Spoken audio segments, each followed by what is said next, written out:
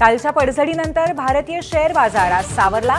Sensex 1200 अंकांनी वर उघडला तर निफ्टी 390 अंकांनी वधारला।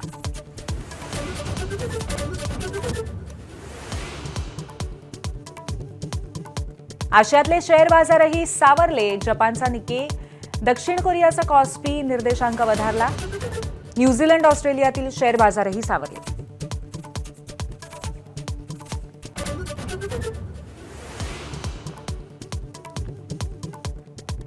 अमेरिकन अध्यक्ष ट्रम्प यांची चीनवर आणखी 50% आयात शुल्काची घोषणा। चीनी मालावरती आता अमेरिकेमध्ये एकूण 84% आयात शुल्क लागू। जशास तसं उत्तर देण्याचा चीनचाही इशारा।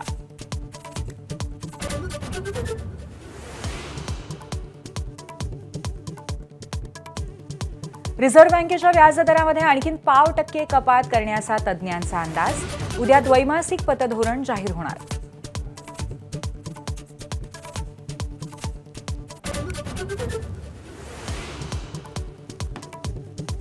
सर्वसामान्यांना मोठा झटका।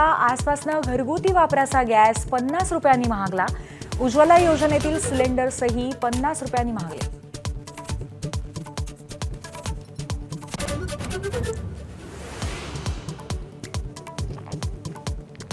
विदर्भात अंगाची लाही लाही। अकोल्यात पारा सर्वाधिक 44 अंशांवर। नागपूर, अमरावती, बुलढाणाही तापला।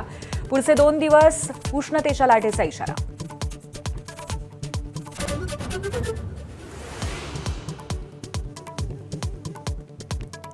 गर्भवतीच्या मृत्यूप्रकरणी माता मृत्यू अन्वेषण समिती आणि धर्मादाय आयुक्तांच्या अहवालाची प्रतीक्षा।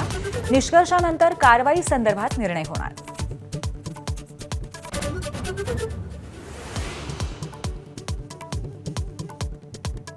₹22 कोटींच्या थकबाकीसाठी पुणे महापालिका पाठवणार मंगेशकर रुग्णालयाला नोटीस। तर कोणतंही डिपॉझिट घेऊ नका, महापालिकेची सर्व खासगी रुग्णालयांना नोटीस।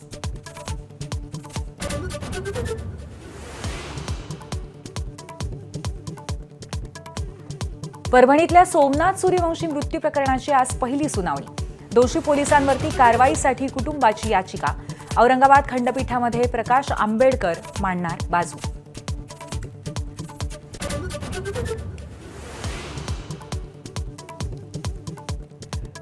लाडकी बहीण योजनेचा एप्रिल महिन्याचा हप्ता अक्षय तृतीयेच्या मुहूर्तावर मिळणार। 30 एप्रिलला पैसे जमा होणार। लाभार्थ्यांची संख्या वाढणार की घटणार याकडे लक्ष।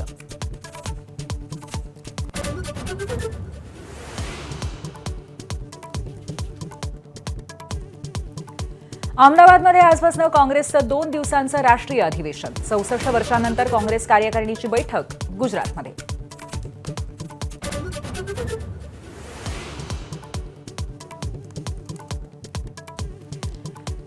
कमेडियन कुणाल कामराच्या याचिकेवरती आज हायकोर्टामध्ये तातडीची सुनावणी। एकनाथ शिंदेंवरील विडंबना प्रकरणी दाखल गुन्हे रद्द करण्याची मागणी।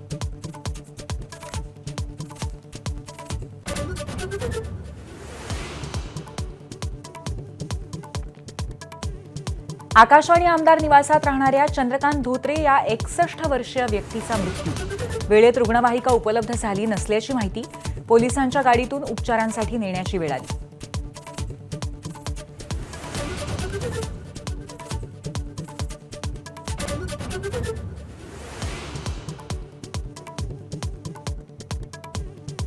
सांगलीमध्ये माजी महापौर सुरेश पाटील यांचा गळफास घेऊन आत्महत्येचा प्रयत्न। खासगी रुग्णालयामध्ये उपचार सुरू।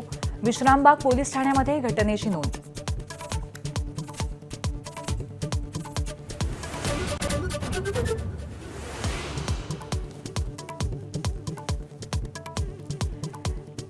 केदार जाधवची क्रिकेटच्या मैदानातनं राजकारणात एंट्री। माजी क्रिकेटपटू केदार जाधव आज करणार भाजपमध्ये प्रवेश।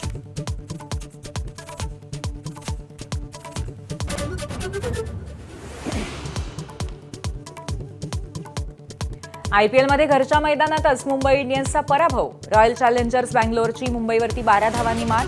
कृणाल पांड्याच्या 4 विकेट्स। हार्दिक तिलकची वादळी खेळी व्यर्थ।